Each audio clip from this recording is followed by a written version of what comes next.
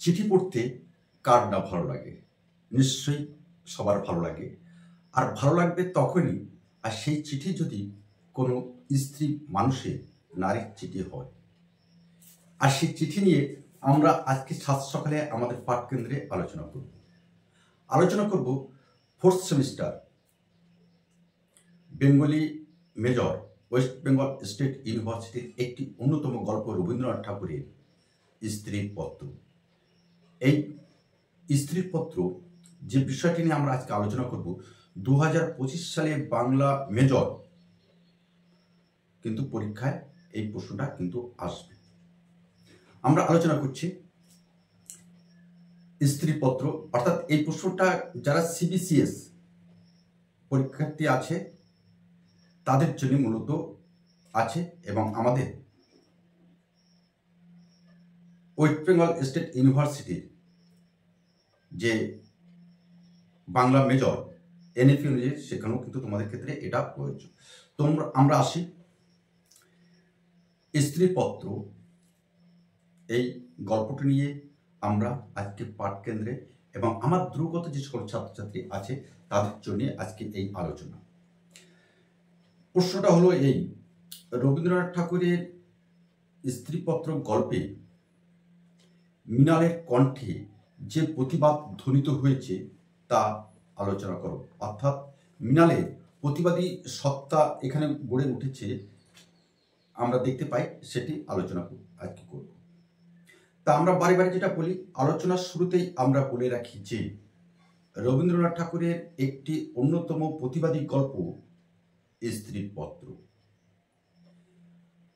আর এই স্ত্রীপত্র গল্পটি মূলত মৃণালের প্রতিবাদী সত্তার পরিচয় আমরা পাই। বলা যায় এই চিঠির মধ্য দিয়ে মৃণালের প্রতিবাদী সত্তার উন্মোচন হয়েছে। আর সেখানে আমরা দেখি পিতৃলয়ের একটা চিঠি মধ্য দিয়ে তার প্রতিবাদ, তার মনে যে পুঞ্জীভূত ক্ষোভ, রাগ, ঘৃণা সবটাই এই চিঠিতে প্রকাশ পেয়েছে। আর সেই প্রকাশের প্রতিটা ছত্রে ছত্রে আছে প্রতিবাদের সুর এবং ঝঙ্কার, যা পুরুষ মানুষকে, পুরুষতান্ত্রিক সমাজকে বিদ্ধ করে। তাই আমরা এই স্ত্রীপত্র গল্পে আমরা দেখি মৃণালের এখানে প্রতিবাদ তার ব্যক্তিগত প্রতিবাদ নয়, সমগ্র নারী সমাজের হয়ে, তাদের প্রতিনিধি হয়ে সে প্রতিবাদ করছে। আর সেই প্রতিবাদ ধ্বনিত হয়েছে স্ত্রীপত্র গল্পে। বরং বলা যেতে পারে নারীর যে স্বাধীনতা, নারী যে পরকষ্টের বলি, নারী যে চার দেওয়ালের মধ্যে তার জীবন সেটাই আবদ্ধ থাকত 20 শতকের দিকে, 19 শতকের শুরু এবং 20 শতকের মধ্যে। আর সেই জায়গায় দাঁড়িয়ে একটি নারী অর্থাৎ মৃণাল তার প্রতিবাদ সমগ্র নারী জাতির মধ্যে প্রবেশ করিয়ে দেয়। আর এই প্রতিবাদ প্রতিষ্ঠা করার জন্য আমাদের মৃণাল একাধিক চেষ্টা করেছে নারী সমাজ যাতে জাগ্রত হয়। আর সেখানে আমরা প্রথমেই দেখি মৃণালের প্রতিবাদ তার ব্যক্তিগত অভাবকে কেন্দ্র করে প্রথমে সে করলেও পরবর্তীকালে তার প্রতিবাদ কিন্তু তার ব্যক্তিগত আবহের মধ্যে, ব্যক্তিগত মনের মধ্যে সীমাবদ্ধ ছিল না। সেই প্রতিবাদ অনেকটা বিস্তার লাভ করেছিল, প্রসার লাভ করেছিল। আর সেখানে মৃণাল জানায় যে আমার স্থান ছিল ভাড়ার ঘরে এক কোণে। আশ্চর্য বিষয়, 19 শতকের দিকে বা তার আগে একটি নারী যখন তার প্রসব করত তখন তার স্থান ছিল ভাড়ার ঘরে এক কোণে, তাকে জায়গা করে দেওয়া হতো। আর আজকে শুদ্ধ বিকশিত মুকলিত একটা নারী সত্তা, তাকে রেখে দেওয়া হয়েছে ভাড়ার ঘরে এক কোণে। কি অমানবিক নিষ্ঠুর প্রথা পুরুষতান্ত্রিক সমাজে। আর সেই সমাজকে ভেঙে চুরমার করে দিয়ে একটা সমতা, নারীর অধিকার প্রতিষ্ঠার জন্য সদা সর্বদা চেষ্টা করে গেছে আমাদের এই মৃণাল। আসলে মৃণাল কোনো ব্যক্তিগত নারী নয়, সমগ্র নারী সমাজের প্রতিমূর্তি এই মৃণাল। এখানে আমরা দেখি শ্বশুর বাড়িতে এই মৃণালের অস্তিত্ব ছিল কেবলমাত্র একজন স্ত্রী রূপে, তাই তার স্থান 4 দেওয়ালের মধ্যে আবদ্ধ থাকত সকল সময়। এই 4 দেওয়ালের বাইরে এসে সে কখনো নিজেকে জাহির করতে পারত না, নিজেকে বিকশিত করতে পারত না, নিজেকে তুলে ধরতে পারত না আমাদের মৃণাল। আসলে মৃণালের জীবনে যে মূল্য আছে, মূল্যবোধ আছে, সেই মূল্য বা মূল্যবোধ তার শ্বশুর বাড়ি থেকে বিন্দুমাত্র কিন্তু দেওয়া হয়নি।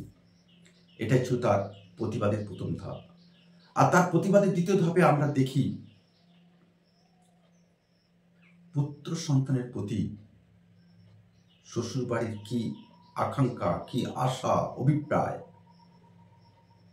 একটা পুত্রকে যে চোখে, যে মননশীলতার মধ্যে দিয়ে তাকে দেখা হয়, তাকে যেভাবে যত্নে লালিত পালিত করা হয়, তার দেখভাল করা হয়, একটা নারীকে কিন্তু সেইভাবে কখনো শ্বশুর বাড়িতেও কিন্তু দেখতে পাইনি।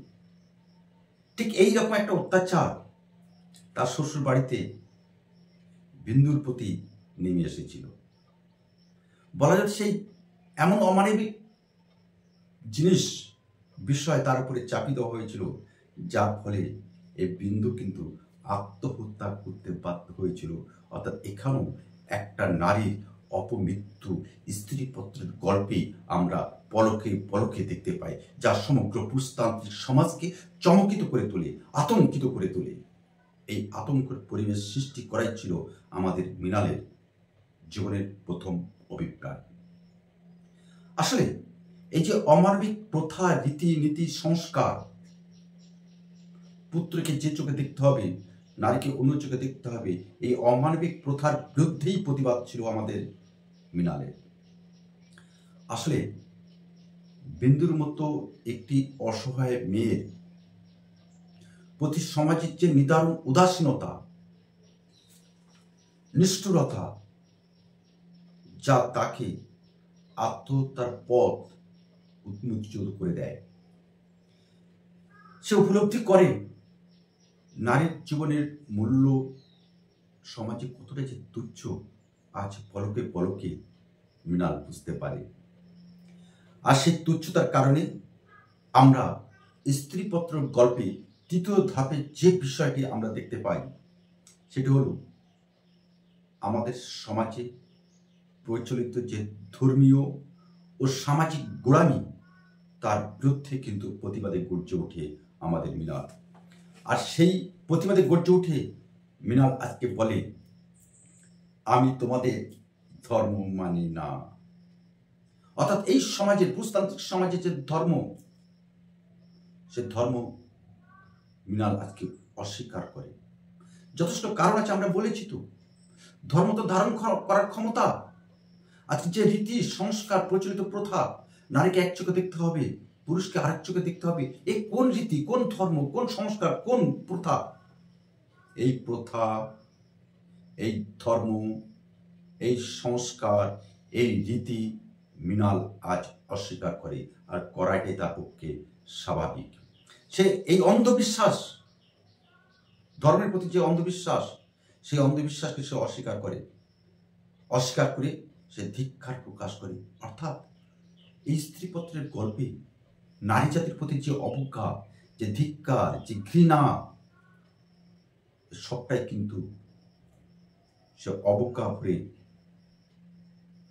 তীব্র কণ্ঠে ঘৃণা ভরে দূরে ছড়িয়ে ফেলে দিতে বদ্ধপরিকর হয় আমাদের মৃণাল। আর সেই জায়গায় দাঁড়িয়ে স্ত্রীপত্রের গল্পে চতুর্থ ধাপে আমরা দেখতে পাই মৃণালের প্রতিবাদ নিজের আত্মমর্যাদা এবং স্বকীয়তা প্রতিষ্ঠার জন্য। দীর্ঘ 22 বছর ধরে সে ছিল তার শ্বশুরবাড়িতে, একটি হাসলেও দোষ, একটু কাঁদলেও দোষ, একটু নিজের মধ্যে থাকলেও দোষ। দেখুন কি বলছে মৃণাল, একটু হাসলেও দোষ, আবার একটু কাঁদলেও দোষ, আবার একটু নিজের মতো থাকলেও দোষ। অর্থাৎ প্রতিটা পদক্ষেপে এই মৃণালের দোষ তার শ্বশুর বাড়ির লোকজন পরিলক্ষিত করে। কোথায় যাবে একটা মেয়ে? নারীর জন্ম কেবল শুধু যন্ত্রণা সইতে। একই সমাজ, একই চন্দ্র আলোকিত সকাল, যে সকালের আলো ফোটার আগেই নারীকে চলে যেতে হয় অন্য কোনখানে।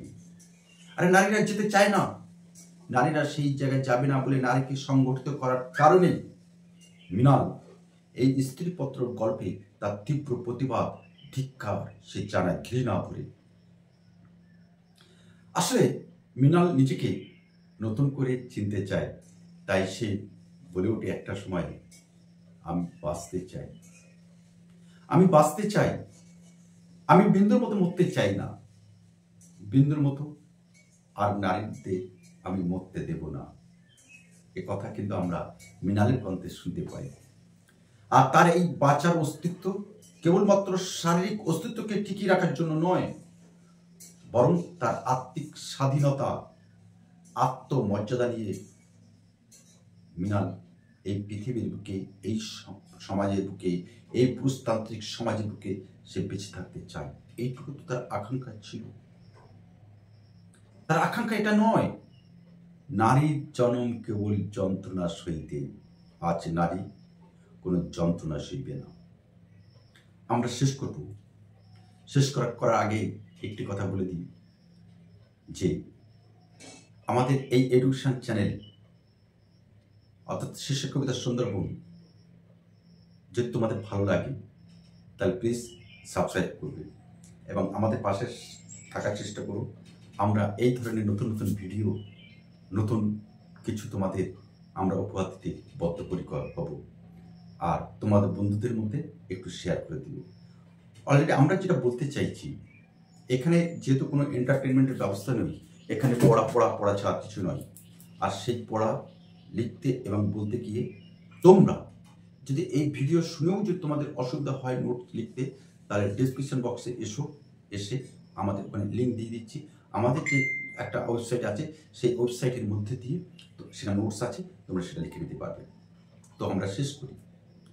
পরিশেষে আমরা বলতে পারি যে স্ত্রীপত্রের গল্পে মৃণালের কণ্ঠে যে প্রতিবাদ, যে ধিক্কার, যে ঘৃণা প্রতিফলিত হয়েছে, প্রস্ফুটিত হয়েছে, প্রতিবাদ কণ্ঠে ধ্বনিত হয়েছে, যা তার হতাশার প্রকাশ নয়।